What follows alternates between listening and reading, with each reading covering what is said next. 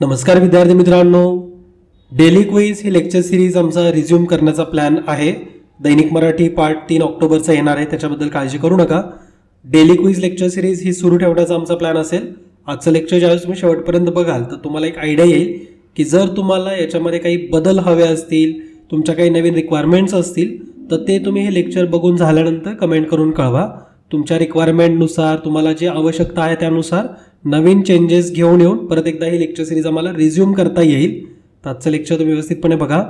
Daily quiz ज्यांना माहिती नव्हतं या सिरीजबद्दल मी थोडक्यात सांगतो की या लेक्चर सिरीजमध्ये आपण दररोजच्या करंट अफेअर्स ह्या रिवाइज करतो क्वेश्चन आन्सर पद्धतीमध्ये। आजच्या लेक्चरमध्ये करंट अफेअर पण आहे आणि या व्यतिरिक्त GS चे पण म्हणजे आपल्या राज्यसेवा पूर्व परीक्षेच्या पेपर 1 साठीचे काही MCQs पण ॲड केलेत, जेणेकरून तुमचं प्रिपरेशन करंट रिलेटेड चालू असताना GS चा पण त्याला टच मिळत राहील। तर या दृष्टिकोनातून आजच्या लेक्चरमधले काही महत्त्वाचे क्वेश्चन्स आहेत। डायरेक्टली लेक्चरला सुरुवात करू म्हणजे तुम्हाला पूर्ण आयडिया येऊन जाईल। पहिला क्वेश्चन आहे तो म्हणजे योग्य विधाने निवडा। अविधान आहे धामापूर तलावाला वर्ल्ड हेरिटेज इरिगेशन साइटने पुरस्कृत केले आहे। ब आतापर्यंत भारतात तेलंगणा राज्यातील 2 साइट्सला ही जागतिक ओळख मिळाली आहे। तर 2 विधानं दिलीत आणि हे वर्ल्ड हेरिटेज इरिगेशन साइटशी संबंधित पुरस्कार देण्यात आले, त्याशी संबंधित ते। तर यापैकी दोन्ही विधानं ही योग्य आहेत। धामापूर तलाव तुम्हाला माहिती असेल महाराष्ट्रामध्ये सिंधुदुर्ग जिल्ह्यामध्ये तो येतो आणि याला वर्ल्ड हेरिटेज इरिगेशन साइटचा पुरस्कार मिळाला आहे। आत्ता यावर्षी भारतातल्या एकूण 4 वेगवेगळ्या साइट्सला वर्ल्ड हेरिटेज इरिगेशन साइटने पुरस्कृत करण्यात आलं। 4 वेगवेगळ्या साइट आहेत, त्यापैकी महाराष्ट्रातली एक आणि आंध्र प्रदेशमधल्या 3 आहेत आणि याआधी तेलंगणा राज्यामधल्या 2 साइट्स। तर भारतात एकूण आत्तापर्यंत 6 अशी ठिकाणं आहेत की ज्यांना वर्ल्ड हेरिटेज इरिगेशन साइटचा दर्जा देण्यात आला आहे किंवा पुरस्कृत करण्यात आलं आहे, एकूण 6। आणि तेलंगणामधल्या 2 साइट ज्या होत्या त्यांना 2018 मध्ये हा पुरस्कार मिळाला आहे। तर असे भारतातले टोटल 6 आहेत। हा जो काही वर्ल्ड हेरिटेज इरिगेशन साइटचा जो पुरस्कार आहे तर तो एका संस्थेच्या माध्यमातून दिला जातो। त्या संस्थेचं नाव तुम्हाला माहिती असावं, ICID असं या संस्थेचा शॉर्ट फॉर्म आहे, international commission for irrigation and drainage. तर या संस्थेकडून हा वर्ल्ड हेरिटेज इरिगेशन साइटचा दर्जा दिला जातो। तुम्ही वर्ल्ड हेरिटेज साइट हे ऐकून आहात, जे की युनेस्कोकडून दिला जाणारा एक बहुमान आहे। म्हणजे एखाद्या साइटला वर्ल्ड हेरिटेज साइटचा दर्जा दिला जातो आणि तो युनेस्कोकडून। तर याच धर्तीवरती ICID कडून हा पुरस्कार वेगवेगळ्या अशा प्रकल्पांना दिला जातो, जे प्रकल्प 100 वर्षांपेक्षा जास्त जुने असतील आणि सध्या कार्यरत आहेत। तर अशा पाण्याशी संबंधाच्या प्रकल्पांना हे पुरस्कार दिले जातात आणि यावर्षी भारतातल्या एकूण 4 साइट आहेत, त्यापैकी आंध्र प्रदेशमधल्या 3, महाराष्ट्रामधला 1 म्हणजे सिंधुदुर्ग जिल्ह्यामध्ये धामापूर तलावाला जागतिक सन्मान मिळाला आहे। ठीक आहे। जगामध्ये आत्ता सध्या 74 हेरिटेज इरिगेशन साइट आहेत। वर्ल्ड हेरिटेज इरिगेशन साइट्स एकूण 74 आहेत। जपानच्या एकूण 42 साइट्सला वर्ल्ड हेरिटेज इरिगेशन साइटचा दर्जा मिळाला आहे। चीनमध्ये एकूण 23 साइट्स आहेत। त्याच्यानंतर इराण, भारत आणि श्रीलंका ते यांच्या प्रत्येकी 6 साइट्स आहेत ज्यांना वर्ल्ड हेरिटेज इरिगेशन साइटचा दर्जा मिळाला आहे। जपानमधल्या एकूण 42, तर जपानमध्ये तुम्ही लक्षात ठेवायचं कारण हायेस्ट आहेत तिथं। पाकिस्तानमध्ये सुद्धा एक साइट आहे की ज्याला असा दर्जा मिळाला आहे। आता तुमच्या डोक्यात लगेच क्लिक झालं पाहिजे की मी तुम्हाला एक महत्त्वाचा मुद्दा सांगितला होता की जर वर्ल्ड हेरिटेज इरिगेशन साइटचा दर्जा मिळायचा असेल तर ती साइट 100 वर्षांपेक्षा जास्त जुनी पाहिजे। तर पाकिस्तानामधली साइट आहे म्हणजे काय, पाकिस्तान 100 वर्ष झालीत का पाकिस्तानला फॉर्म होऊन? नाही, भारत पाकिस्तान संयुक्त होता आणि पाकिस्तानमधली ती साइट आत्ता पाकिस्तानामध्ये आहे, मात्र जर विचार केला तर ती भारतातलीच साइट होती। ठीक आहे। तर असे एकूण वेगवेगळे वर्ल्ड हेरिटेज इरिगेशन साइट्स आहेत, त्यांच्याबद्दलची माहिती तुम्हाला असावी। आपलं जे धामापूर लेक जे आहे, धामापूर सरोवर जे आहे, तर याला जवळपास 490 वर्ष होऊन गेलेले आहेत। तर इतकी जुनी साईट आहे आणि सध्यासुद्धा वर्किंग आहे, तुम्हाला माहिती असणार आहे। आणि आंध्र प्रदेशमधल्या ज्या 3 साइट्स आहेत ना ज्यांना यावर्षीचा हा वर्ल्ड हेरिटेज इरिगेशन साइटचा पुरस्कार मिळाला आहे, दर्जा मिळाला आहे, कुंभूम टँक आहे, दुसरा आहे कर्नोल कॅनल आणि तिसरा आहे पोरुमामिल्ला टँक। पोरुमामल्ली टँकलाच अनंत राजा संगरम असं सुद्धा नाव आहे। तर अनंत राजा हे जरी नाव आलं तरी तुम्ही कन्फ्यूज होऊ नका। तर अशा एकूण वेगवेगळ्या भारतातल्या यावर्षी 4 साईटला हा दर्जा देण्यात आला आहे. चीनमधल्या सुद्धा 4 वेगवेगळ्या साईटला यंदा दर्जा देण्यात आला. इराणमधल्या 2, जपानमधल्या 3, साऊथ कोरियामधली 1 आणि भारतातल्या 4. तर अशा एकूण 14 वेगवेगळ्या साईट्स आहेत की यंदा यावर्षी 2020मध्ये त्यांना वर्ल्ड हेरिटेज इरिगेशन साईटचा दर्जा मिळाला आहे. ठीक आहे, तर एवढी माहिती आय थिंक सफिशियंट आहे. पुढच्या क्वेश्चनकडे आपण येऊ. RE-इन्व्हेस्ट किंवा री-इन्व्हेस्ट 2020 तर ही एक ऑनलाईन परिषद झाली, आभासी परिषद झाली. तर त्याची संकल्पना म्हणजेच थीम डॅश डॅश आहे. तर तुम्हाला री-इन्व्हेस्टबद्दल माहिती पाहिजे. ते समिट जे झालं तर त्याची थीम काय होती, ती हे री-इन्व्हेस्ट कशासाठी म्हणून आयोजित करण्यात येतं. तर याची थीम होती innovation for sustainable energy transition. तर ही त्याची थीम होती. आता हे री-इन्व्हेस्टबद्दल मी थोडक्यात तुम्हाला सांगतोय की ही या वर्षीची 3री आवृत्ती होती.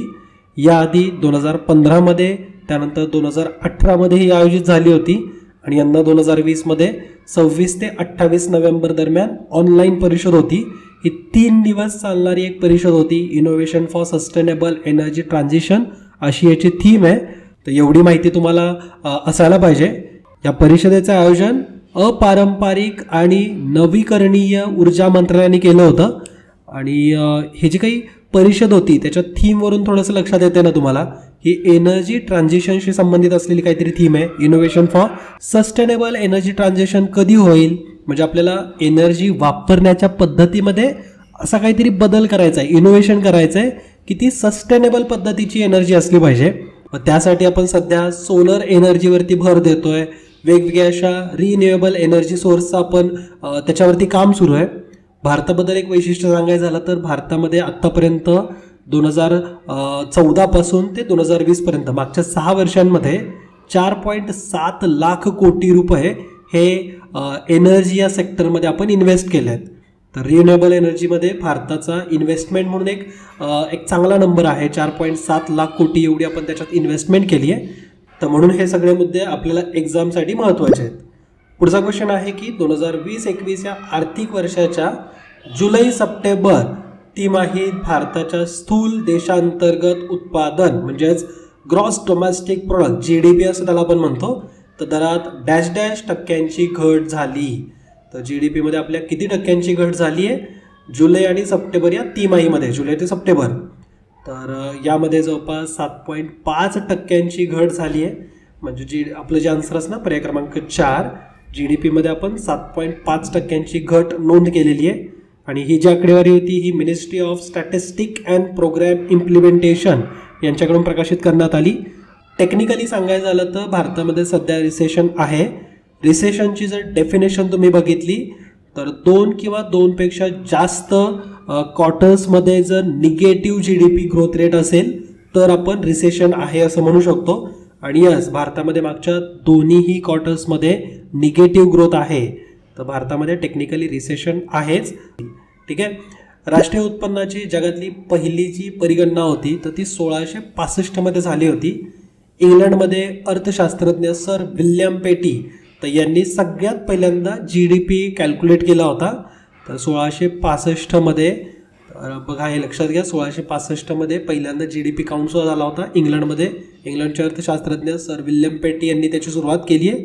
भारतामध्ये कधी पहिल्यांदा काउंट झालेला आहे किंवा GDP संदर्भात कधी विस्तृत अशी व्याख्या आपल्याला समोर आलेली दिसते, आकडेवारी कधी आली, तर आपल्या दादाभाई नौरोजी जे आपल्या देशाचे अर्थतज्ञच होते. तर दादाभाई नौरोजी यांनी 1876 साली 1867-68 या वर्षासाठी म्हणून GDP कॅल्क्युलेट केला होता. म्हणजे भारतात राष्ट्रीय उत्पन्नाची पहिली परिगणना ही अर्थतज्ञ दादाभाई नौरोजी यांनी 1876मध्ये केली आणि हे 1867-68 या वर्षासाठीची होती. ठीक आहे. तर एवढी माहिती तुम्ही लक्षात ठेवा. यावरती आपल्याला थोडा हिस्ट्री रिलेटेड वगैरे क्वेश्चन बनतात. पुढचा क्वेश्चन आहे की पॅरिस करारावर स्वाक्षरी करताना भारताने 2030 पर्यंत डॅश डॅश टक्के कार्बन उत्सर्जन कमी करण्याचे आश्वासन दिले होते. 2030 पर्यंत आपण जवळपास 33 ते 35% म्हणजे पर्याय क्रमांक 1 या क्वेश्चनचा आन्सर आहे. आपण 33 ते 35% कार्बन उत्सर्जन कमी करण्याचं आश्वासन दिलेलं आहे. आणि या संदर्भात आपली कृती चालू आहे. या संदर्भाची माहिती G20 समिटमध्ये आपल्या पंतप्रधान नरेंद्र मोदी यांनी दिली आहे की आपण आपलं टार्गेट हे अचीव करूयात. आरामात आपण टार्गेटकडेच वळतोय, म्हणजे आपलं गोल हे अचीव होईल. तर अशा प्रकारचं आश्वासन हे देण्यात आलं आहे. 2020 पूर्वी हवामान कृती लक्ष साध्य करणे हे या आश्वासनातील पहिला टप्पा होता, जो की आपण अचीव केला आहे. ठीक आहे, म्हणजे व्यावहारिकदृष्ट्या प्रॅक्टिकली अगदी सांगायचं झालं तर भारताने हे साध्य करून दाखवलं आहे. ठीक आहे, आता पॅरिस ॲग्रीमेंट किंवा पॅरिस करार हा अगदी एव्हरग्रीन क्वेश्चन आहे MPSC किंवा कुठल्याही स्पर्धा परीक्षांसाठी. तर पॅरिस कराराबद्दल मी काही महत्त्वाचे किंवा त्याचे काही फीचर्स आहेत जे तुम्हाला माहितीच असायला पाहिजेत. जसं की 20-20-20 हे तुम्ही फक्त 20 लक्षात ठेवायचे. पॅरिस ॲग्रीमेंट तुमच्या पूर्ण लक्षात येऊन जाईल. 20-20-20 म्हणजे काय, तर 20% कार्बन इमिशनमध्ये घट करायची आहे. कार्बन डायऑक्साईडचं जे इमिशन होतं ते 20% घटवणं, 20% रिन्युएबल एनर्जी सेक्टरमध्ये त्या शेअर मार्केटमध्ये 20% वाढ करणं. म्हणजे त्याचे जे काही मार्केट व्हॅल्युएशन आहे रिन्युएबल एनर्जी सोर्सचं, तर त्याच्यात 20% वाढ करणं आणि 20% एनर्जी इफिशियन्सी वाढवणं. म्हणजे जे आपण एनर्जी यूज करतो तर ते इफेक्टिव्हली यूज व्हायला पाहिजे. तर यासाठी म्हणून त्याच्यात 20% जवळपास वाढ व्हायला पाहिजे. तर असं हे 20-20-20 हे आपल्या पॅरिस कराराचं एक फीचर आहे, एक इम्पॉर्टंट फीचर आहे ज्याच्यातून तुम्ही लक्षात ठेवू शकता. या व्यतिरिक्त आणखीन एक महत्त्वाचा मुद्दा आहे ज्यावरती आयोगाने ऑलरेडी क्वेश्चनसुद्धा विचारला होता की पॅरिस ॲग्रीमेंटचं जे मुख्य ध्येय आहे त्याच्यामध्ये 2100 या वर्षापर्यंत, म्हणजे हे जे आत्ताचं चालू जे शतक आहे तर ते संपेपर्यंत 2100 सालापर्यंत ॲव्हरेज टेम्परेचर हे ग्लोबली 2 डिग्रींपेक्षा जास्त वाढणार नाही. 2 डिग्रींपेक्षा त्याची वाढ कमी असेल तर हे ठाम करणं किंवा याच्यावरती काम करणं. तर हे एक आपल्या पॅरिस ॲग्रीमेंटचं महत्त्वाचा उद्देश आहे. पॅरिस ॲग्रीमेंट हा रिसेंट चर्चेमध्ये होतं कारण नोव्हेंबरमध्येच, आय थिंक 4 नोव्हेंबरलाच अमेरिकेचे राष्ट्राध्यक्ष डोनाल्ड ट्रम्प यांनी पॅरिस ॲग्रीमेंटमधून अमेरिकेची माघार घेतलेली आहे. म्हणजे आता अमेरिका हा पॅरिस ॲग्रीमेंटचा भाग नाही आहे. अमेरिकेने 2016मध्ये यावरती स्वाक्षरी केली होती. 2016मध्ये ज्यावेळेस पॅरिस ॲग्रीमेंटवरती सह्या झाल्या, आय थिंक 22 एप्रिल 2016ला स्वाक्षऱ्या झाल्या होत्या. त्यामध्ये एकूण 195 देशांनी स्वाक्षऱ्या केलेल्या आहेत आणि अमेरिका 4 नोव्हेंबरलाच बाहेर पडला आहे. ठीक आहे, 4 नोव्हेंबर 2020ला. तर हे पॅरिस ॲग्रीमेंट एक मल्टीलॅटर ॲग्रीमेंट आहे. मल्टीलॅटरल म्हणजे काय की त्याच्यात वेगवेगळे एजन्सीज असतात, वेगवेगळे देश इन्क्लूड आहेत, वेगवेगळे इकॉनॉमीज आहेत. तर हे एक मल्टीलॅटरल ॲग्रीमेंट आहे जे की UNFCCCच्या अंतर्गत त्याच्यावरती सह्या करण्यात आल्या. आता UNFCCC म्हणजे काय, तर United nations framework convention on climate change. तर हा त्याचा एक लॉंग फॉर्म आहे. युनायटेड नेशन्सचीच एक संघटना ज्याच्या अंतर्गत हे मल्टीलॅटर ॲग्रीमेंट हे साईन करण्यात आलं आहे. COP21 म्हणजे 21वी परिषद पॅरिसमध्ये आयोजित करण्यात आली होती. तर हा सगळा इतिहास तुम्हाला माहिती असेल असं कन्सिडर करतो आणि जेवढी तुम्ही आत्ता माहिती ऐकली आहे ती तुम्ही नोंद करून ठेवा. ठीक आहे, पुढचा क्वेश्चन आहे शांघाय सहकार्य संघटनेच्या SCOच्या म्हणजेच सदस्य देशांच्या सरकारांच्या प्रमुखांची 19वी बैठक डॅश डॅश आयोजित करणार आहे. तर 19वी जी बैठक आहे तर त्याचं आयोजन हे भारतामध्ये होतं आहे. भारतामध्ये याचं आयोजन केलं जाईल. पर्याय क्रमांक 3 ह्या क्वेश्चनचा आन्सर आहे. आता SCO विषयी थोडीशी माहिती जाणून घेऊ. SCO म्हणजे काय, तर शांघाय कॉपरेशन ऑर्गनायझेशन, ज्याची स्थापना ही 15 जून 2001 साली झाली होती. ज्याचं मुख्यालय चीनची राजधानी बीजिंग या ठिकाणी आहे. आणि ही एक युरेशियन संघटना आहे जी युरेशियामध्ये, युरेशियन म्हणजे काय, त्याच्या आता या संघटनेचे जर देश बघितले तर चीन, Russia, Kazakhstan, Kyrgyzstan, Tajikistan, Uzbekistan, Bharat, Pakistan, तर या देशांचा याच्यामध्ये समावेश होतो. भारत पाकिस्तान तर 2017मध्येच ॲड झालेत. तसं तर भारत पाकिस्तान हे 2015पासून याचे अगदी ऑब्झर्वर कंट्रीज होत्या आणि फायनली रशियाकडून आपल्याला ॲड करण्यात आलं आणि चीननी पाकिस्तानला ॲड केलं. तर अशा प्रकारे ह्या एकूण देश आहेत. आणि जे काही युरेशियामध्ये जे प्रॉब्लेम असतात जसं की राजकीय असतील, आर्थिक असतील किंवा सुरक्षा संबंधित, तर यांवरती काम करणारी एक संघटना आहे. आपण याला SCO म्हणून ओळखतो, शांघाय कॉपरेशन ऑर्गनायझेशन. आणि चीन हा याचा संस्थापक देश म्हणून ओळखला जातो. भारत 2017मध्ये ॲड झाला आहे. ठीक आहे, तर SCO बद्दल एवढी माहिती असायलाच पाहिजे. आपल्याला SCO वरती सुद्धा क्वेश्चन्स आलेले आहेत. पुढचा क्वेश्चन हा, शिखांचे पहिले गुरु कोण होते. शिखांचे पहिले गुरु ज्यांची कालच जयंती होती ते म्हणजे गुरु नानक देव. तर पर्याय क्रमांक 1 ह्या क्वेश्चनचा आन्सर आहे. शीख धर्मगुरूचे संस्थापक, शीखांचे पहिले गुरु ते म्हणजे गुरु नानक यांचा जन्म रावी नदीच्या काठी वसलेल्या तलवंडी नावाच्या गावामध्ये झाला होता. कार्तिकी पौर्णिमेला त्यांचा जन्म झालेला आहे. आणि शीखांमध्ये आपण असं म्हणतो की त्यांचे 10 असे गुरु आहेत, म्हणजे 10वे गुरु हे शेवटचे गुरु होते. तर पहिले गुरु तर आपण बघितलं गुरु नानक देव 1469 ते 1539 असं त्यांचा कार्यकाल आहे. दुसरे होते गुरु अंगद देव 1504 ते 1552. त्यानंतर गुरु अमरदास त्यांचा जो पिरियड होता तर तो 1479 ते 1574. ठीक आहे, म्हणजे त्यांचं जन्म इयर आहे 1479 आणि त्यांचं निधन झालं 1574 मध्ये. गुरु रामदास 1535 ते 1581. गुरु अर्जुन देव 1563 ते 1606. 6वे धर्मगुरू आहे ते म्हणजे गुरु हरगोविंद 1595 ते 1644. त्यानंतर 7वे धर्मगुरू गुरु हरराय 1630 ते 1661 असं त्यांचा कार्यकाल आहे. 8वे गुरु ते म्हणजे गुरु हरकिशन 1656 ते 64. 9वे गुरु गुरु तेज बहादूर आणि 10वे गुरु गुरु गोविंद सिंग. तर असे एकूण 10 गुरु आहेत. हिस्टॉरिकल सुद्धा तेवढेच महत्त्वाचे आहेत आणि तुम्हाला इन जनरल सुद्धा माहिती असायला पाहिजेत नावं. प्रत्येक नाव इयर जरी नाही लक्षात ठेवलं तरी चालेल, पण प्रत्येक नाव हे तुमचं पाठ असायला हवं, कारण एक्झाममध्ये धर्मगुरूंवरती क्वेश्चन येतात.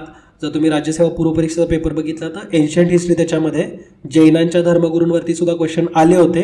तर मे बी यावर्षी गुरु नानकांबद्दल किंवा यांच्या इतर 10 पैकी कुठल्याही गुरूंबद्दल क्वेश्चन येऊ शकतो. ठीक आहे, त्यांचा सिक्वेन्स तुम्हाला माहिती असावा.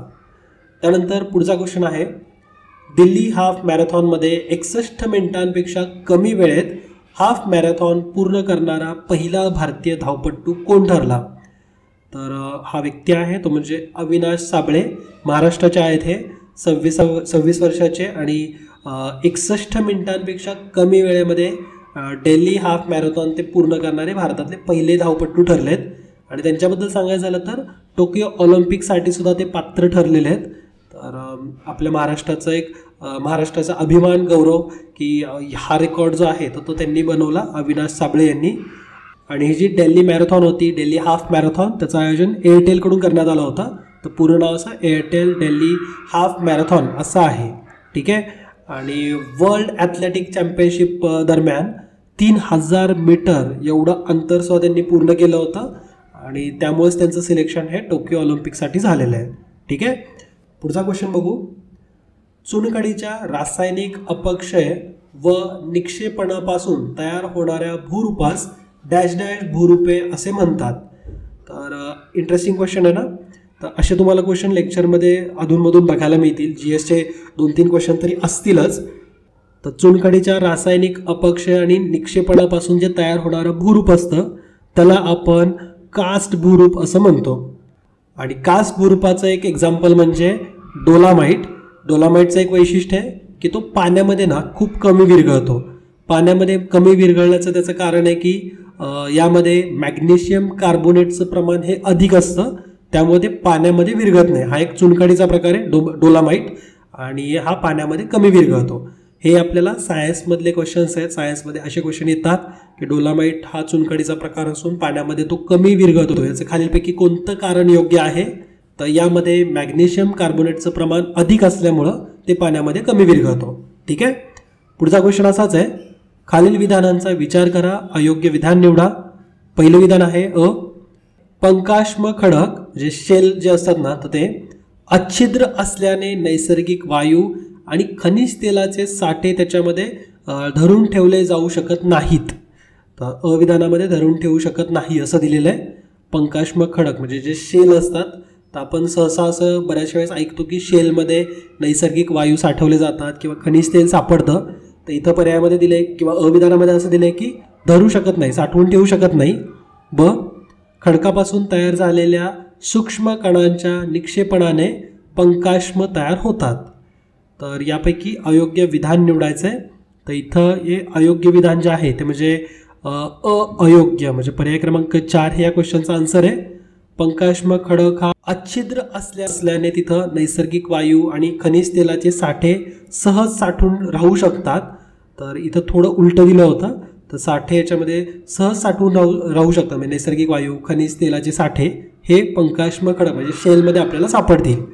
खडकापासून तयार झालेल्या सूक्ष्म कणांच्या निक्षेपणाने हा खडक तयार होतो किंवा हा जो खडकाचा प्रकार आहे तो कसा बनतोय, तर तो खडकांपासून तयार झालेल्या सूक्ष्म कणांच्या निक्षेपणापासून बनतो. ठीक आहे, तर हे विधान किंवा हे जे काही त्याचं वैशिष्ट्य जे आहे ते तुम्हाला माहिती असायला पाहिजे. एक्झाममध्ये यावरती क्वेश्चन बनतात. पुढचा क्वेश्चन आहे, वॉरेन हेस्टिंगच्या कार्याच्या उल्लेखामध्ये व्यापारी सुधारणेचाही उल्लेख होतो. त्याने जमीनदारीमधील अनेक कस्टम गृहे रद्द करून केवळ 5 कस्टम गृहे ठेवली. खालीलपैकी कोणती कस्टम गृहे ठेवली? तर वॉरेन हेस्टिंगचा आपण जर कार्यकाल बघितला तर त्याच्या कार्यामध्ये नेहमीच उल्लेख केला जातो की व्यापारी सुधारणा त्यांनी भरपूर केल्यात. मग बऱ्याचशे जे काही कस्टम हाऊस जे होते, कस्टम गृह जे होते तर त्यांनी रद्द केले होते, जमीनदारी संदर्भाचे होते आणि फक्त त्यांनी केवळ 5च ठेवले होते. तर ते 5 कुठले आहेत, खालीलपैकी कोणती ठेवली होती यावरती तुम्हाला क्वेश्चन विचारला आहे. तर एकूण जे 5 वेगवेगळे होते तर त्यापैकी कलकत्ताचं होतं, यस करेक्ट आहे. हुगळीचं पण होतं म्हणजे ड आणि अ हे पण करेक्ट आहे. त्यानंतर मुंबई आणि मद्रासची रद्द केली होती. तर अ आणि ड पर्याय क्रमांक 3 हे या क्वेश्चनचा आन्सर आहे. बाकीचे 3 पण तुम्हाला माहिती पाहिजेत, कलकत्ता, हुगळी, त्याच्यानंतर मुर्शिदाबाद, ढाका आणि पटना. तर इथलचे जे काही कस्टम गृह होते तर ते त्यांनी ठेवले होते, बाकीचे रद्द केले होते. ठीक आहे, तर आजच्या या लेक्चरमध्ये हिस्ट्री पण होतं, सायन्स पण होतं, करंट अफेअर पण होतं, जॉग्रफी पण होतं. भरपूर साऱ्या तुम्हाला वेगवेगळ्या व्हरायटीज ऑफ क्वेश्चन बघायला मिळाले असतील. तर तुम्हाला जर याच्यामध्ये काही बदल हवा असेल तर असं आम्हाला कमेंट करून कळवा. ज्या विद्यार्थ्यांनी विजन स्टडीच्या ॲपच्या माध्यमातून फ्री प्रॅक्टिस टेस्ट सॉल्व केलेल्या आहेत किंवा दररोजच्या बेसिसवरती सॉल्व करता, अशांना समजलं असेल की आपल्या करंट अफेअरच्या टेस्टमध्ये जे 15 क्वेश्चन्स घेतले जातात दररोज, तर त्यापैकीच इथं काही क्वेश्चन्स घेतलेले आहेत. तर तुम्ही दररोज तिथं टेस्ट सॉल्व करत चला, त्याचं एक्सप्लेनेशन इथून लेक्चरमधून बघत चला, असाच आमचा एक प्रयत्न असणार आहे. ज्या विद्यार्थ्यांनी विजन स्टडीचं ॲप डाउनलोड केलं नाही अशांना माझी रिक्वेस्ट आहे की नक्की ॲप डाउनलोड करा. फ्री टेस्ट होतात आणि असेच क्वालिटी क्वेश्चन्स तुम्हाला तिथून सॉल्व करायला मिळतील. तर नक्कीच या संधीचा लाभ घ्या. फ्री टेस्ट आहेत, त्याच्यावर कुठलंही तुम्हाला शुल्क किंवा कुठलेही पैसे द्यायचे नाही आहेत, फ्री टेस्ट आहेत. आणि जर तुम्हाला परवडत असेल तर आमचे काही पेड कोर्स पण आहेत, त्याच्यामध्ये प्रवेश घेऊ शकता. तर आजच्या सेशनमध्ये तुमची इथंच रजा घेतो. तुम्हाला जर काही चेंजेस सुचवायचे असतील तर नक्की कमेंट करून कळवा. हसत खेळत अभ्यास करा, हेल्दी फूड खा आणि आईवडिलांची काळजी घ्या. जय हिंद, जय महाराष्ट्र. धन्यवाद.